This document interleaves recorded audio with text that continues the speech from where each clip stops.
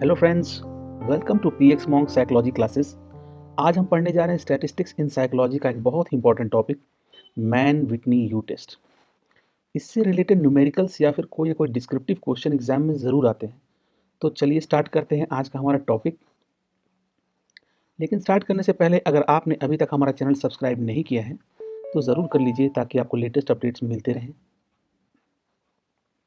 ये टॉपिक इग्नू के master in psychology के फर्स्ट ईयर में पढ़ाया जाता है, जिसका प्रोग्राम कोड है MPC 006 और सब्जेक्ट है स्टैटिस्टिक्स इन साइकोलॉजी। ये वीडियो साइकोलॉजी के स्टूडेंट्स या वो लोग जिन्हें साइकोलॉजी में इंटरेस्ट है देख सकते हैं और इससे सीख सकते हैं। आज का हमारा टॉपिक है मैन विटनी यू टेस्ट। सबसे पहले कुछ इंपॉर्टेंट डिटेल्स देख लेते हैं मैन विटनी यू टेस्ट के बारे में और उसके बाद एक प्रॉब्लम सॉल्व करेंगे। तो सबसे पहली चीज़ ये कि मैन विटनी यू टेस्ट एक नॉन पैरामेट्रिक टेस्ट है। फ्रेंड्स, पैरामेट्रिक और नॉन पैरामेट्रिक का मैं एक अलग से वीडियो रिलीज़ करूँगा।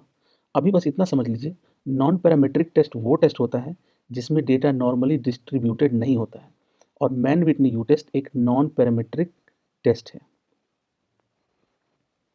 ये टेस्ट कब यूज़ होता है? सपोज करिए कि हम एक रिसर्च करते हैं और ये इन्वेस्टिगेट करना चाहते हैं कि ट्रेडिशनल टीचिंग मेथड और ऑनलाइन टीचिंग मेथड में स्टूडेंट्स के परफॉर्मेंस में कोई सिग्निफिकेंट डिफरेंस है कि नहीं।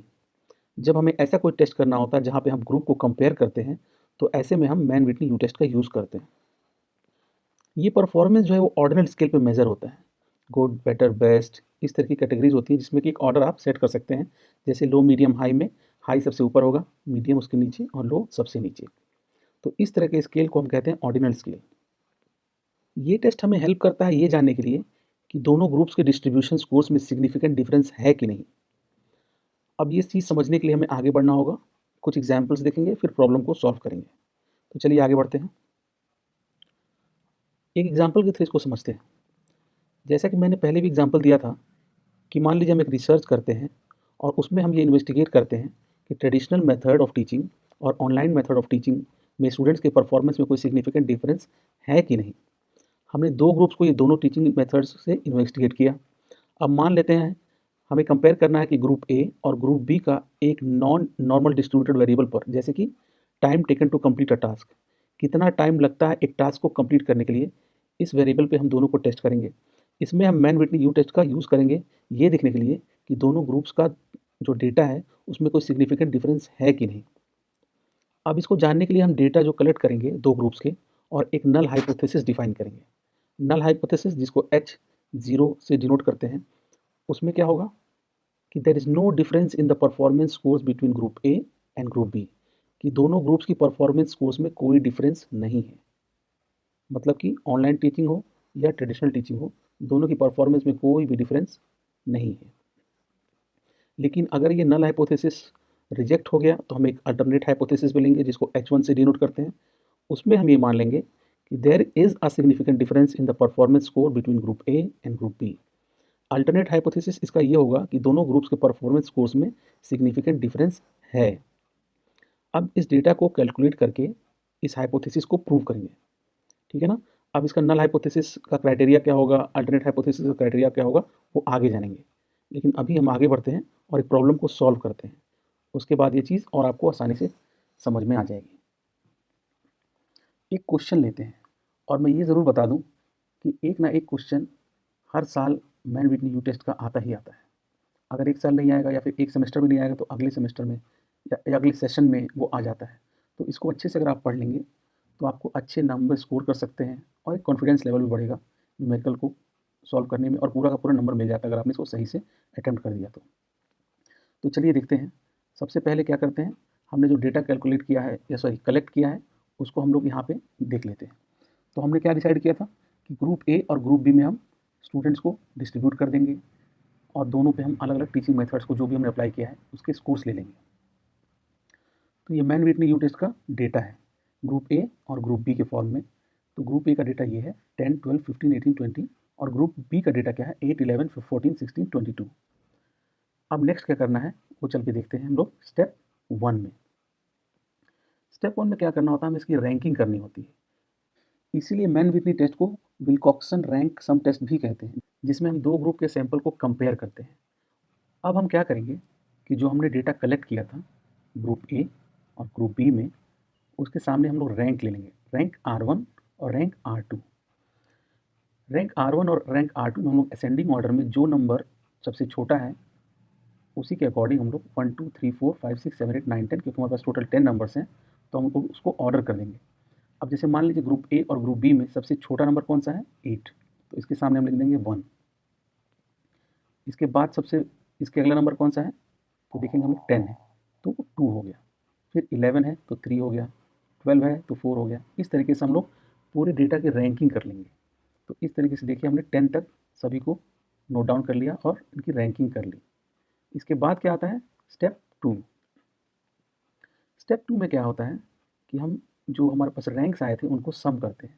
तो हमारे पास रैंक जो आए थे, जैसे यहाँ पे R1 में क्या है 2 4 6 8 9, तो इसको हम लोग टोटल कर लेंगे। सेम उसी तरीके से रैंक R2 में जो आए थे उसको भी हम लोग टोटल कर लेंगे या सम कर लेंगे। तो मैंने तो यहाँ पे वैल्यू नोट डाउन कर दी है, आप चाहें तो कैलकुलेट कर सकते हैं, आपको वैल्यू यही मिलेगी। तो रैंक R1 इक्वल टू क्या हो गया 29, रैंक R2 का सम क्या हो गया 26। अब ग्रुप ए और ग्रुप बी में हम देखेंगे एन, यानी कि नंबर ऑफ ऑब्जर्वेशंस कितने हैं या डेटा कितना है। तो यहाँ पे 1 2 3 4 5, यहाँ पे भी 1 2 3 4 5। तो N1 is equal to 5, N2 is equal to 5, R1 is equal to 29 और R2 is equal to 26। Simple, हमने सभी का जो है इसमें रैंक्स का टोटल कर दिया और इनके नंबर्स ले दिए कितने नंबर ऑफ टाइम्स ये अकर हुए हैं। तो ये हमारा स्टेप 2 है। अब जो है स्टेप 3 पे चलते हैं। स्टेप 3 में हमें ये देखना होता है कि हमने जो कैलकुलेशन की है वो सही है कि नहीं। तो कई बार क्या होता है ना, हमने गलत कैलकुलेशन कर ली होती है। तो गलत कैलकुलेशन अगर हम करेंगे तो हमारा रिजल्ट भी गलत आएगा। तो इसलिए हमें ये चेक करना होता है कि हमने सही कैलकुलेशन की है या नहीं। तो उसका एक फॉर्मूला होता है, वो होता है R1 plus R2 is equal to N, bracket में N plus 1 divided by 2। R1 plus R2 हमारे पास ऑलरेडी है, ये है R1 29, हमारे पास R2 है 26।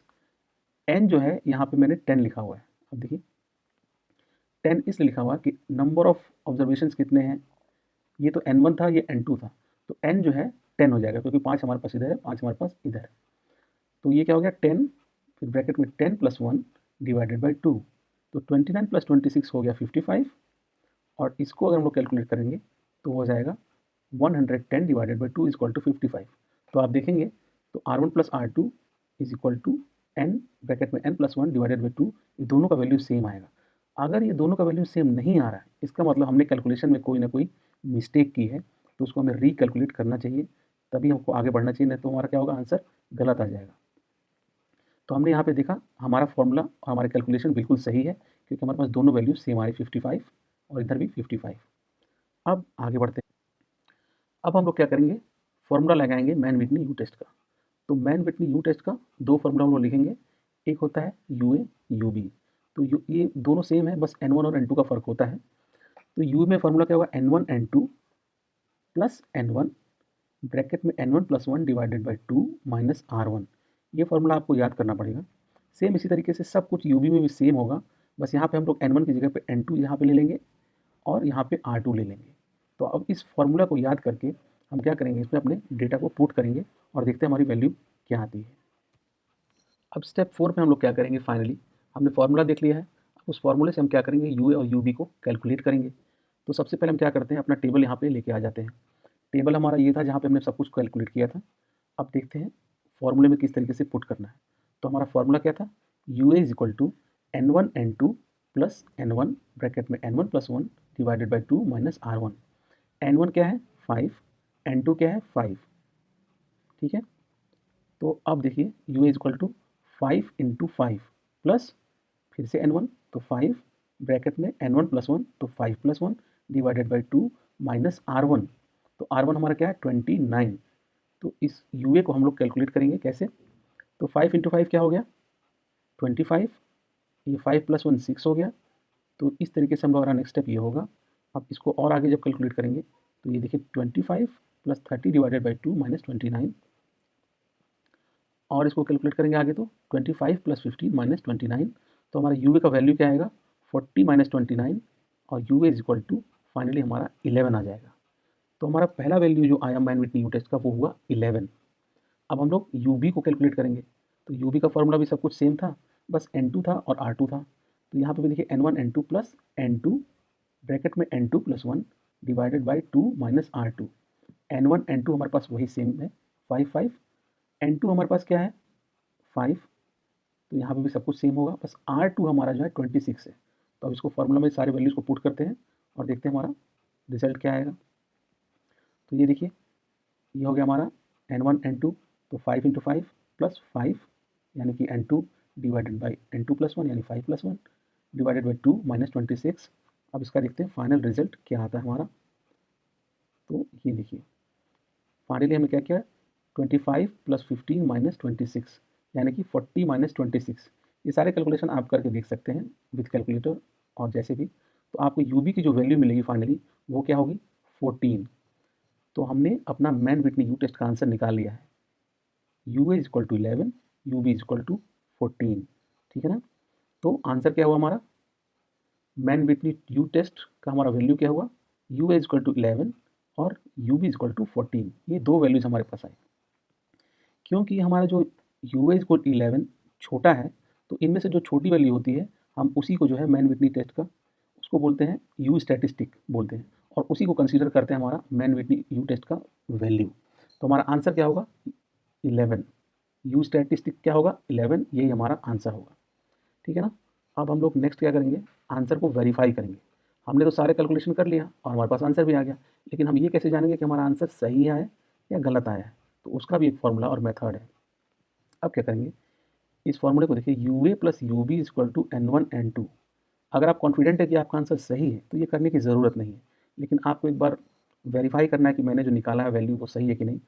तो आप इससे कर सकते हैं अगर U A plus U B is equal to N one N two आता है, दोनों इक्वल आते हैं, तो समझ लीजिए आपका आंसर सही है। तो यू ए क्या था हमारा 11, यू बी क्या था 14। तो 11 प्लस 14 और एन वन एन टू हमारे क्या है 5 इंटू 5, 5 से 25 और 11 प्लस 14 हो गया 25। तो 25 इधर भी आया और राइट हैंड साइड में भी 25 आया, तो दोनों की वैल्यू 25 आई। इसका मतलब हमारा आंसर वेरीफाई हो गया कि हमारे कैलकुलेशंस बिल्कुल करेक्ट हैं और हमारे आंसर बिल्कुल सही है। तो अब हमने देख लिया कि हमारे पास जो यू वैल्यू है यू स्टैटिस्टिक है वो मिल गया है, वो है 11 और 14।